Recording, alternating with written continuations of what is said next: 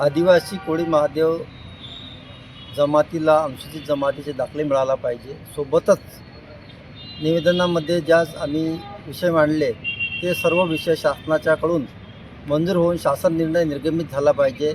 यासाठी आम्ही आज माननीय जिल्हाधिकारी महोदयांना निवेदन दिलं। जे निवेदन माननीय मुख्यमंत्र्यांपर्यंत पोहोचावं, आदिवासी विकास विभागापर्यंत पोहोचावं। त्यामध्ये मागणी अशी आहे आमची का या राज्यात कोळी महादेव समाजाला जमातीला आमच्या सवलती मिळण्यात याव्या या संबंधाने सर्व महाराष्ट्रातले नेते एकत्र येऊन काम करत आहेत।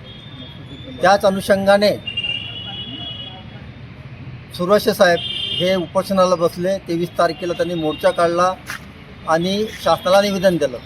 त्यामध्ये त्या अनुषंगानं आमदार रवी राणा साहेबांनी सुद्धा लक्षवेधी मांडली। लक्षवेधी क्रमांक आहे 2285 आणि त्या अनुषंगाने इतरही सन्माननीय आमदार महोदयांनी तारांकित प्रश्न टाकला। त्या तारांकित प्रश्नाचा क्रमांक आहे 62-29-111।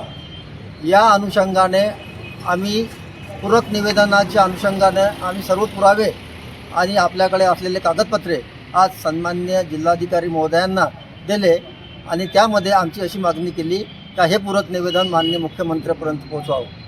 यासाठी हे सर्व आमचे कोळी महादेव जमातीचे सर्व पदाधिकारी या ठिकाणी उपस्थित होते।